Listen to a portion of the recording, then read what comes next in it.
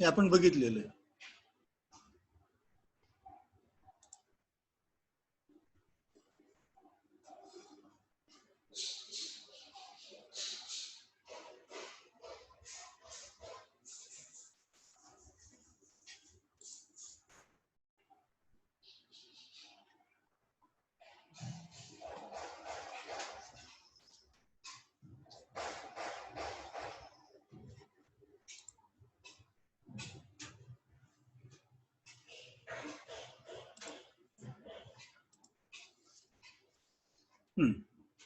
Simplex, half duplex आणि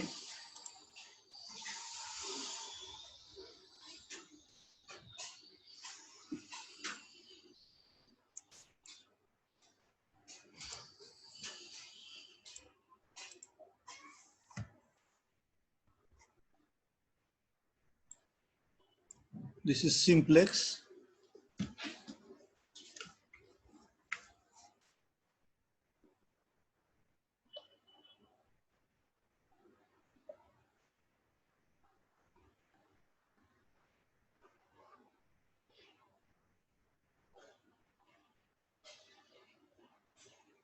This is half duplex and this is full duplex. What is the difference between simplex, half duplex and full duplex? In case of simplex, one is always a transmitter. This is all time. All time it is a transmitter and all time it is a receiver. So their roles are fixed. It will never become a transmitter and this will never become a receiver. Transmitter will always remain transmitter. Receiver will always remain receiver. Correct? It will only transmit the data. It will only receive the data. So that type of communication we call it as one-way communication, the one-way communication or simplex communication. Second is half duplex. In case of half duplex, one will be transmitter. At that time, other will be receiver. After some time, they will change the role. The second will become a transmitter and the first one will become a receiver. So 50-50% time, they will change their role. 50% time, one will be transmitter, other will be receiver. In second 50% time, other will be transmitter and first one will be receiver. So they will change their role alternately. That type of communication we call it as half duplex communication. And in case of full duplex communication, first device will be used as transmitter as well as receiver. It will have both the roles. It will have both the roles. This device will also have both the roles. Okay, so simultaneously transmission of the data as well as receiving of the data can occur simultaneously at the same time. That type of communication we call it as full duplex. So our microcontroller 8051 supports full duplex. 8051 supports full duplex communication. That is the advantage of 8051. Okay. So I think this is clear. Yesterday I told you all these things. So we'll go to the next slide.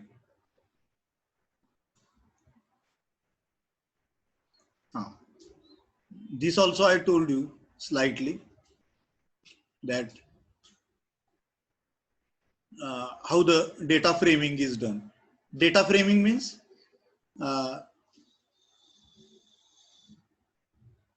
when you transmit the data serially, the first bit which is transmitted is always a start bit. This is a start bit.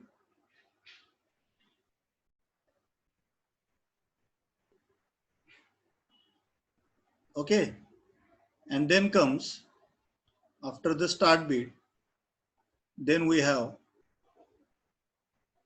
the data bits, remaining data bits.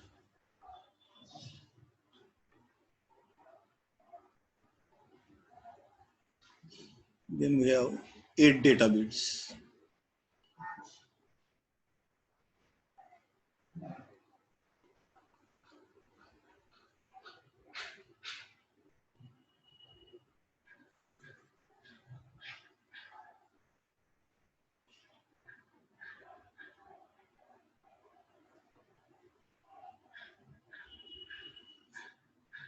Okay.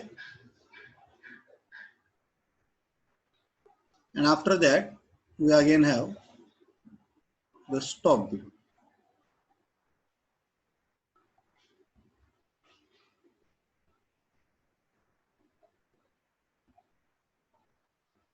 Okay. This data is transmitted on the TXD line or TXD pin. This data is transmitted on the TXD pin. Correct?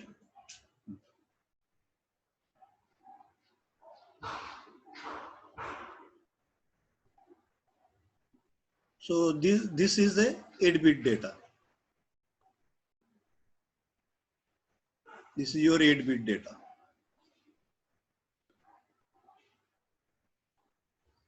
So one by one, the data will be sent out. Okay. The data will be sent out 1 bit at a time. 1 bit per clock. एका क्लॉकला 1 bit data बाहेर टाकला जातो त्या पिनवर. पहिल्यांदा start bit बाहेर पडते. Start bit कशी? Start bit normally hi असते, म्हणजे आपल्याला माहिती TXD लाईन जी आहे किंवा TXD पिन ही नॉर्मली हाय असते.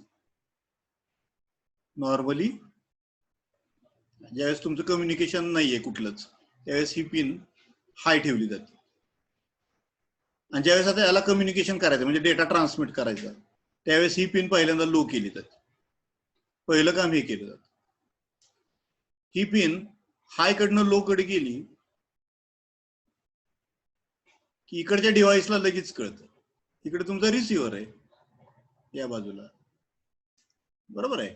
इकडून ट्रान्समिट केलेला डेटा इकडे रिसिव्ह होणार आहे. या रिसिव्हरला लगेच कळतं की हाय टू लो गेली, याचा अर्थ या डिव्हाइसला काहीतरी डेटा पाठवायचा आहे. काहीतरी डेटा पाठवायचा आहे. So it will be alerted. त्याला अलर्ट मिळतो, सिग्नल मिळतो की तयार राहता, पुढचा डेटा येणार आहे. आणि मग ही स्टार्ट बिटचा थोडा वेळ दिला जातो त्याला. This is the start bit.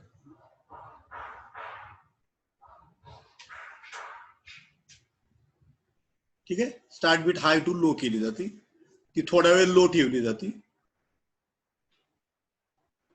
थोड्या वेळ लो ठेवली जाते.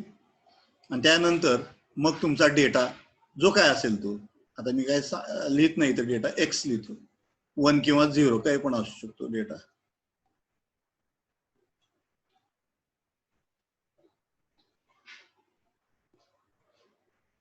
एक्स मीन्स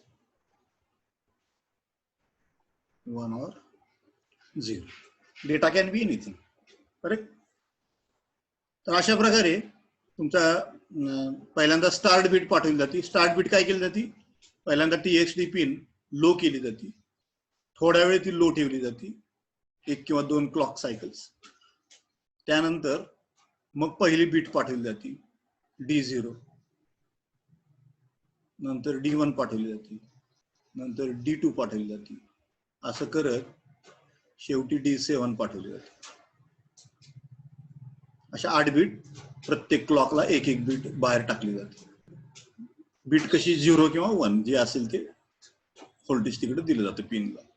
आणि त्यानंतर मग स्टॉप बिट. स्टॉप बिट कशी? D7 झालंय, ही लाईन हाय जर असेल समजा, D7 बिट 1 असेल समजा, असं करायचं तरी 0 केली जाते पहिल्यांदा आणि 0 कडनं हाय केली जाते. ही जर ऑलरेडी 0 असेल तर मग 0 ठेवली जाते आणि थोड्या वेळाने हाय केली जाते. ही स्टॉप बिट आहे. स्टार्ट बिट आणि स्टॉप बिट हे माहित पाहिजे आपल्याला.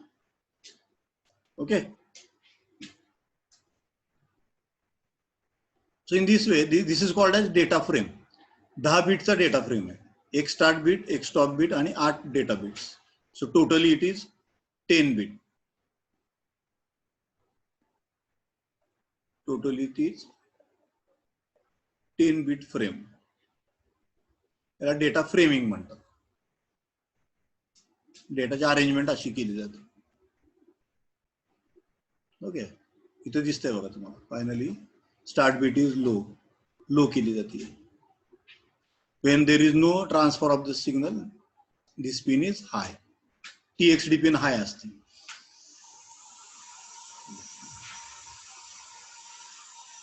So I think this is clear.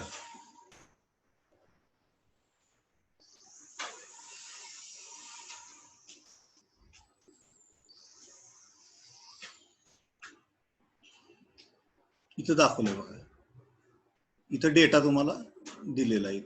इथं हा डेटा आहे.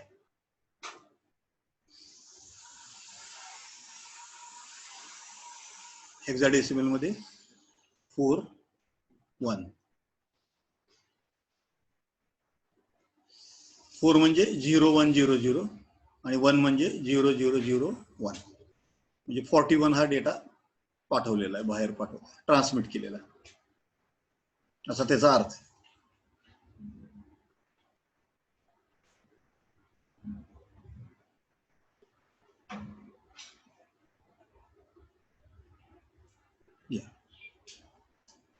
आता इथं प्रोसिजर तुम्हाला दिलेलं आहे. Connect the TXD to RXD and RXD to TXD from PC to 8051. So I will share one more.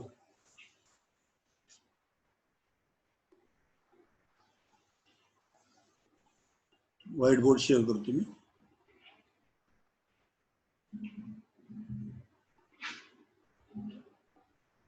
इथे तुमचा मायक्रो कंट्रोलर आहे आणि इकडे PC.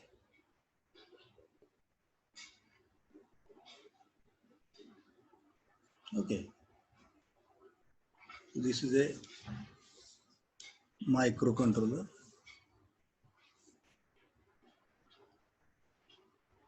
and this one is PC.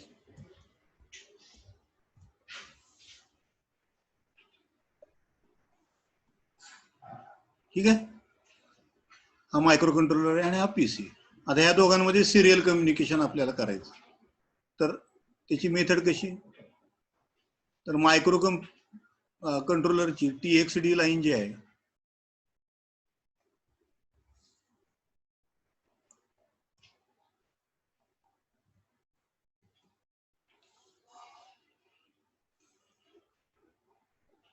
He रिसिव्हरच्या RXD लाईनला जोडली जाते. रिसिव्ह डेटा लाईनला जोडली जाते.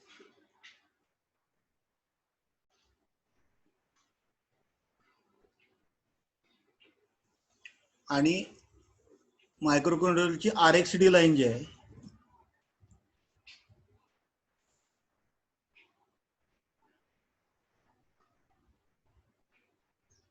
ही PCच्या TXD लाईनला जोडली जाते. TXD लाईनला जोडली. येते लक्षात?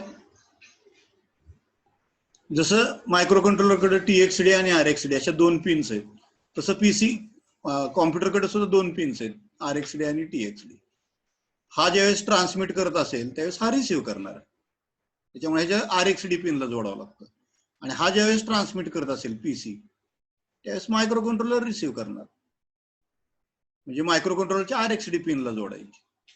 PCची TXD पिन मायक्रो कंट्रोलरच्या RXD पिनला, मायक्रो कंट्रोलरची TXD पिन PCच्या RXD पिनला. आणि अजून एक आपल्याला लागते कॉमन लाईन, ती कुठली? ग्राउंड.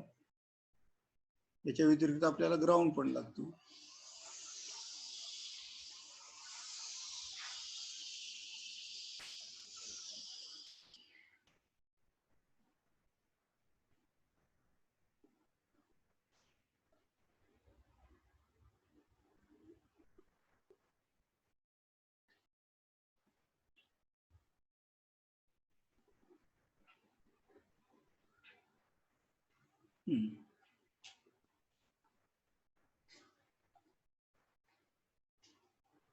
कॉमन ग्राउंड आहे.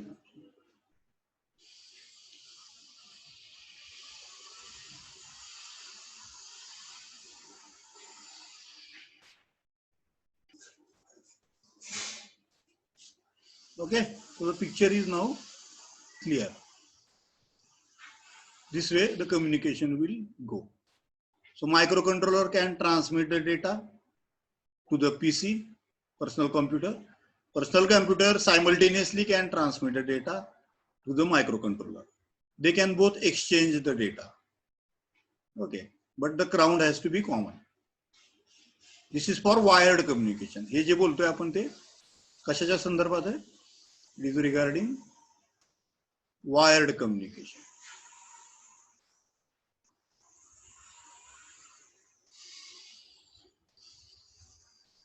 आता सध्या आहे ते वायरलेस आहे. वायरलेसला वायरची संबंधच येत नाही कुठला.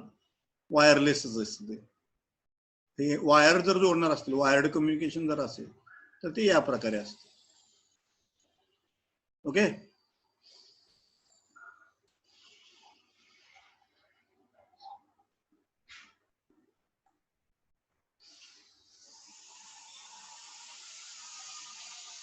I will switch over to the original frame.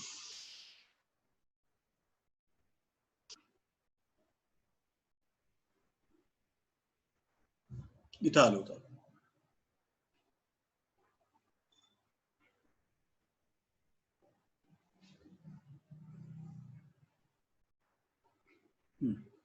आता मी सांगितलेलं connect the TXD to RXD and RXD to TXD from PC to microcontroller. Use MAX 232 to transform the signal from TTL level to RS 232 level. हा एक प्रकार आहे, याचं पण आपण discuss करू.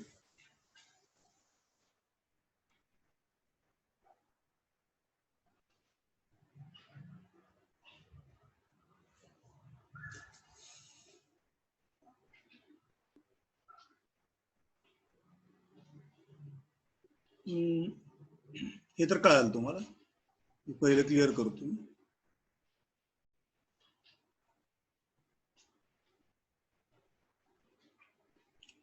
मायक्रो कंट्रोलर जो आहे हा मायक्रो कंट्रोलर आहे. इथे एक मध्ये एक डिव्हाइस जोडला होतो, इंटरफेस म्हणतो आपण त्याला.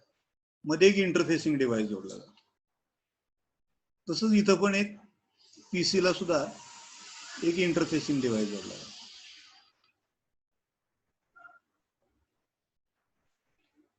हा तुमचा मायक्रो कंट्रोलर आहे. हा पीसी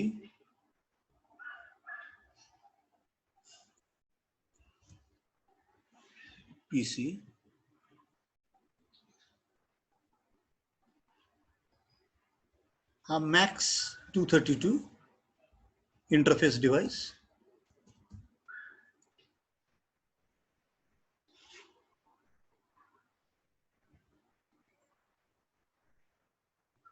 हा सुद्धा MAX 232.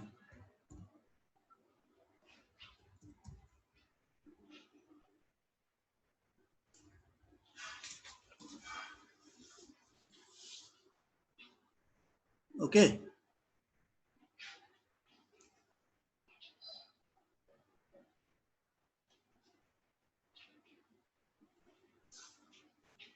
तर ही जी TXD लाईन आहे,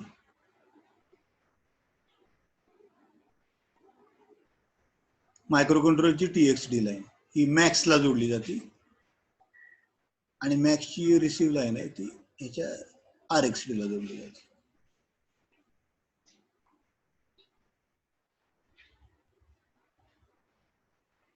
दाखवतो तुम्हाला नेमकं कसं.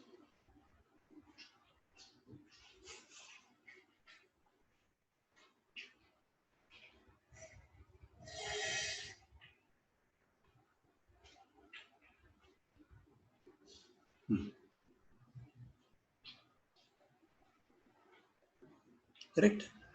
So this is the TXD line.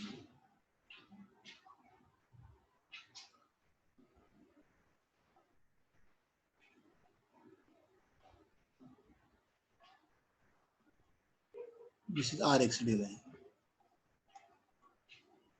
This is RXD line of the PC and this is the TXD line. मध्ये हे जे आहेत हे दोन this is TTL to RS-232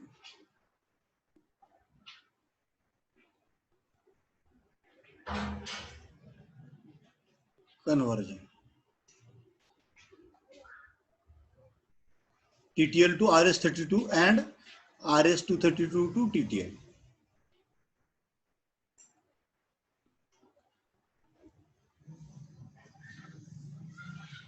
याचा अर्थ आपल्याला माहिती मायक्रो कंट्रोलर किंवा पीसी याच्यामधनं जो डेटा बाहेर पडतो ट्रान्समिट होतो तो टीटीएल डेटा आहे. ह्याच्यातनं बाहेर पडणारा डेटा कसला आहे? टीटीएल आहे. ह्याच्यातनं पण बाहेर पडणारा डेटा कसा आहे? टीटीएल आहे. मायक्रो कंट्रोलरला कुठला डेटा रिसीव्ह होणार आहे? तो पण टीटीएलच आहे. पीसीला कुठला डेटा रिसीव्ह होणार आहे? तो पण टीटीएलच आहे. मध्ये हे टीटीएलचं कन्व्हर्जन RS-232 मध्ये केलं जातं. बघा या टीटीएलचं कन्व्हर्जन RS-232 मध्ये केलं जातं. म्हणजे या मॅक्स आणि या मॅक्स मध्ये जे काय कम्युनिकेशन होतं दोघांमध्ये ते कुठल्या पद्धतीने होतं? RS-232 पद्धतीने. हे RS-232 काय आहे? हा प्रोटोकॉल आहे. It is a communication protocol. RS-232 is a serial communication protocol.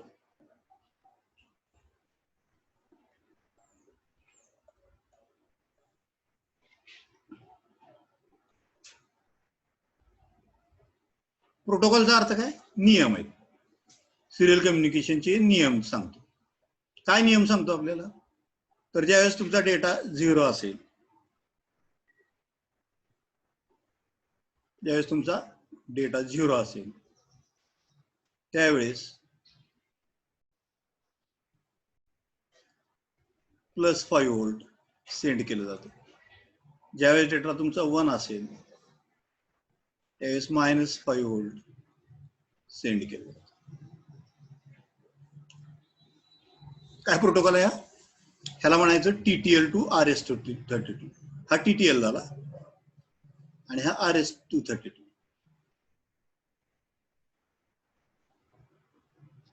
TTL 0 म्हणजे RS-232 +5 volt and TTL 1 means RS-32 -5 volt. ते मंडळीची काय गरज आहे? हे डायरेक्ट TTL ह्याचं TXD ह्याच्या RXD ला जोडलं असतं, ह्याचं TXD ह्याच्या RXD ला जोडलं असतं. हे मध्ये कशासाठी टाकलेलं? तर त्याचं कारण असं आहे की ज्यावेळेस डेटा 0 असतो, 0 म्हणजे काय? 0 व्होल्ट. व्होल्टेजच्या भाषेत ही बायनरी भाषा झाली. 0 म्हणजे 0 व्होल्ट. आणि ज्यावेळेस डेटा 1 असेल म्हणजे बायनरी 1, याचा आपण म्हणतो +5 व्होल्ट. करेक्ट? तर आपल्याला माहिती ज्यावेळेस आपण डेटा पाठवत असतो, ही लाईन आहे, वायर आहे, ठीक आहे. ह्याच्यावर ज्यावेळेस 0 डेटा असेल त्यावेळेस आपल्याला माहिती ग्राउंड नॉईज पण असतो. अशा प्रकारचा ग्राउंड नॉईज त्याच्यामध्ये इन्सर्ट होतो. बाहेरचा इलेक्ट्रोमॅग्नेटिक नॉईज त्या वायरवर पडत असतो आणि त्यामुळे त्या वायरचं व्होल्टेज जे असतं ते फ्लक्च्युएट होत असतं. त्याच्यामुळे हे 0 राहत नाही, हे सारखं खालीवर खालीवर खालीवर होतं. जर त्यानं 0.8 व्होल्ट क्रॉस केलं समजा काही कारणाने, correct, if it is greater than 0.8 volt, तर चुकीचं इन्फॉर्मेशन जाऊ शकतं. 0च्या ऐवजी दुसरा डिव्हाइस त्याला 1 समजू शकतो की डेटा काय आलाय? 1 आलाय. ऍक्च्युअली डेटा काय आहे तुमचा? 0. परंतु नॉईजमुळं, इलेक्ट्रोमॅग्नेटिक नॉईजमुळं तो डेटा 1 अपियर झाला, म्हणजे फॉल्स डेटा मिळतो दुसऱ्या बाजूला. ह्याने ट्रू डेटा पाठवला 0. परंतु ह्याला काय मिळालं 1 मिळालं म्हणजे फॉल्स डेटा मिळाला. 0ला 0च मिळाला पाहिजे, 1ला 1च मिळाला पाहिजे. Okay, so this is the problem of sending the 0 data on the wire. So what we have done? We have converted 0 into plus 5 volt. आता 0च्या वर आहे आपण, हे 0 लाईन आहे, ही प्लस 5 वोल्ट आहे, ही मायनस 5 वोल्ट आहे.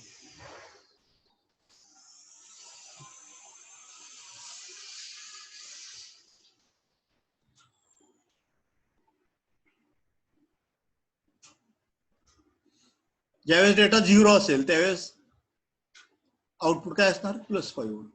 ज्यावेळेस डेटा 1 असेल त्यावेळेस आउटपुट काय होणार? Minus 5 volt. परत डेटा 0 झाला, परत प्लस 5 वोल्ट. परत डेटा 1 झाला, मायनस 5 वोल्ट. हा, आता नॉईजचा कुठं प्रश्न येतोय का? नाही, नॉईज इथं मध्ये राहिला, 0 लेवल. आता एक तर डेटा तुमचा प्लस 5 आहे, नाही तर मायनस 5 आहे. त्याच्यामुळे फ्लक्च्युएशन झालं तरी काही फरक पडत नाही या व्हॅल्यू मध्ये. -5चं -3 पर्यंत चालतं फ्लक्च्युएशन, +5चं +3 वोल्ट पर्यंत चालतं फ्लक्च्युएशन.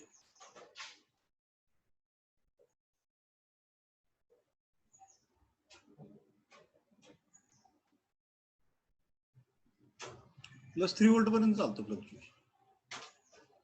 +3 to +5 किती फ्लक्च्युएशन झालं तरी काय फरक पडत नाही. -3 to -5 किती फ्लक्च्युएशन झालं तरी काय फरक पडत नाही, त्याला ते 1च समजणार. आणि +3 to +5 ला 0च समजणार, काय प्रश्न नाही. येतं लक्षात? So this the problem of ground noise is automatically removed when you use these interfacing devices, that is MAX 232. हे काय आहे? तर हे RS-232 to TTL and TTL to RS-232 converters.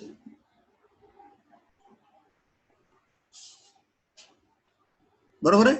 समजा ह्या TXD न 0 पाठवला तर इथं काय येणार आहे? +5 वोल्ट. बरोबर आहे. हा काय करणार? ह्या +5चं कन्व्हर्जन परत 0 मध्ये करणार. ह्याला काय मिळणार आहे? 0च. ह्यानं समजा 1 पाठवला, हा याचं कन्व्हर्जन कशामध्ये करणार आहे? -5 वोल्ट. ह्या -5 वोल्टचं परत कन्व्हर्जन केलं जातं 1 मध्ये, आणि हा 1 इथे मिळतो. येतं लक्षात? तर हे दोन्ही एकत्र काम करतात.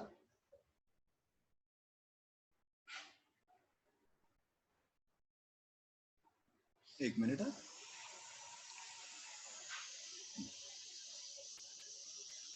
हे दोन्ही डिव्हाइस एकत्र काम करतात आणि हे 2 डिव्हाइस एकत्र काम करतात, आणि या दोघांच्या मध्ये जे आहे ते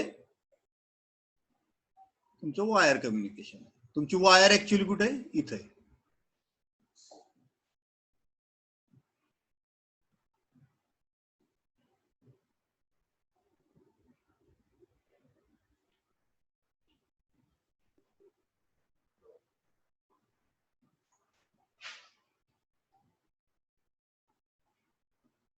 ही वायर आहे. रेड जे दाखवले arrows, that indicate wire. Wire कोणामध्ये? MAX 232 आणि या MAX 232, या दोघांच्या मध्ये वायर येते. आणि प्लस ग्राउंड, मी ग्राउंड दाखवायचं राहिलं याच्यात. तुम्हाला माहिती ग्राउंड वायर कंपल्सरी लागतेच आपल्याला.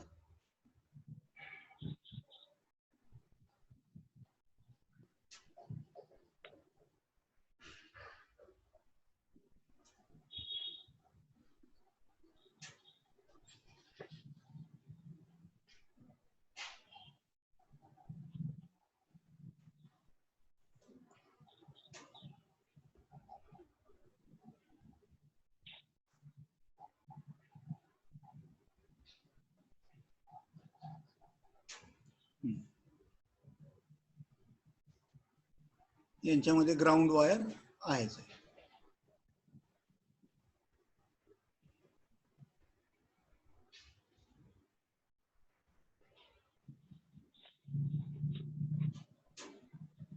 या सगळ्यांमध्ये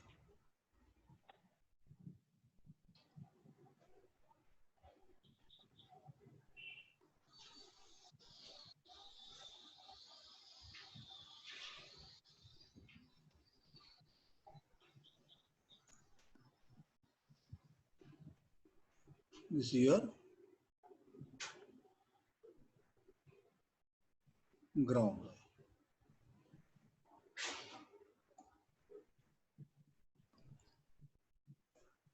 कॉमन ग्राउंड तर राहणारच सगळ्यांमध्ये. ठीक आहे. ऍक्च्युअली वायर कुठं असणार आहे? ह्या मॅक्स 232 या दोघांच्या मध्ये. तुम्ही बघितलं असेल ज्यावेळेस आपण पीसी जोडतो, हा कॉम्प्युटर आणि एखादा बाहेरचा डिव्हाइस ज्यावेळेस जोडतो त्या दोघांमध्ये केबल असते. इथे एक पोर्ट असतं, इथे एक पोर्ट असतं, या दोघांमध्ये केबल असतं. ही वायर झाली ऍक्च्युअली. ह्याचे इंटरफेसिंग डिव्हाइस आतमध्येच असतं, पीसीच्या आतमध्येच. या डिव्हाइसच्या आतमध्येच इंटरफेसिंग डिव्हाइस म्हणजे मॅक्स 232, ह्याचा मॅक्स 232 आतमध्ये असणार. यातनं फक्त जी वायर निघणार आहे ती ही पोर्ट निघणार आहे, त्या पोर्ट मधनं बाहेर. तर हे कुठलं पोर्ट वापरते? RS-232. RS-232 port. हे पोर्ट कसं दिसतंय? असं दिसतंय.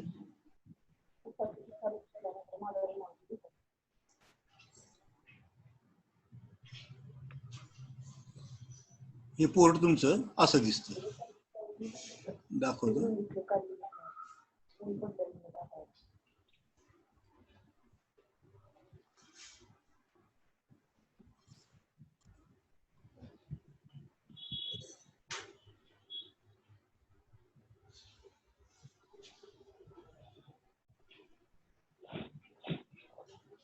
ह्याला डी टाईप पोर्ट म्हणतात.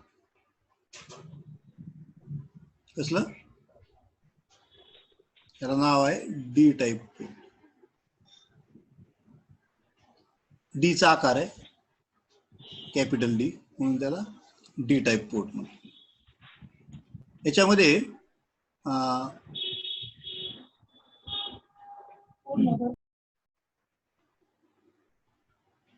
असे डॉट्स येतात, 1 2 3. ह्या पिन्स आहेत, 1 2 3 4 आणि 5. इथे लक्षात. तर उजव्या बाजूला 5 आहेत आणि डाव्या बाजूला 4 डॉट पिन्स आहेत. ठीक आहे. उजव्या बाजूला 5 पिन्स आहेत, डाव्या बाजूला 4 पिन्स आहेत. अशा प्रकारे हा 9 पिन कनेक्टर म्हणतात. It is a 9 pin connector. ह्या 9 पिन पैकी आपल्याला खऱ्या लागणाऱ्या 3च पिन आहेत. Only 3 pins are required. कुठल्या 3 पिन? एक TXD, एक RXD आणि एक ग्राउंड. आपल्याला ऍक्च्युअली युजफुल पिन्स आहेत त्या फक्त 3च, TXD, RXD आणि ग्राउंड. बाकीच्या पिन्स ज्या आहेत दिलेल्या आहेत त्या कशासाठी? तर त्या हँड शेकिंग साठी दिलेल्या आहेत. 9 पिन पैकी 3 पिन डेटा ट्रान्सफर साठी दिलेले आहेत, एक ग्राउंड आहे त्यातली, आणि राहिलेल्या ज्या 6 पिन्स आहेत त्यातल्या 2 पिन्स नॉट कनेक्टेड आहेत, आणि राहिलेल्या ज्या 4 पिन्स आहेत त्या हँड शेकिंग म्हणतात त्याला. Hand shaking.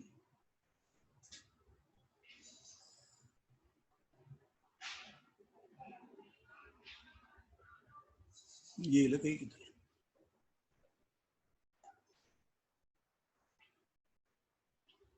हा आहे. हँड शेकिंगचा अर्थ काय सांगतो मी.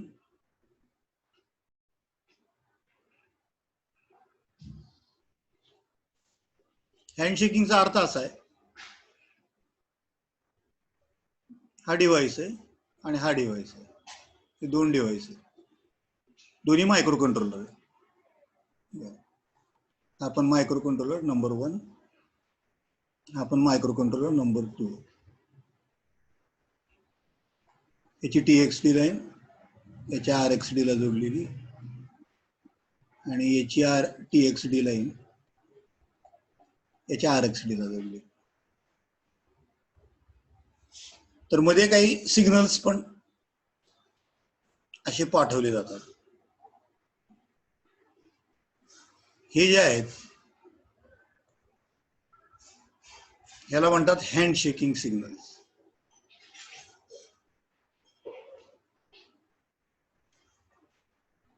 हँडशेकिंग सिग्नल्स. हँडशेकिंग सिग्नलचा अर्थ काय? ज्यावेळेस मायक्रो कंट्रोलर 1 मायक्रो कंट्रोलर 2 ला डेटा पाठवतो, त्यावेळेस डेटा पाठवायच्या अगोदर तो एक सिग्नल पाठवतो त्याला. कोणता? की मी डेटा पाठवत आहे, तू तयार आहेस का? काय सिग्नल पाठवतो? मी तुला आता डेटा पाठवणार आहे, तू तयार आहेस का?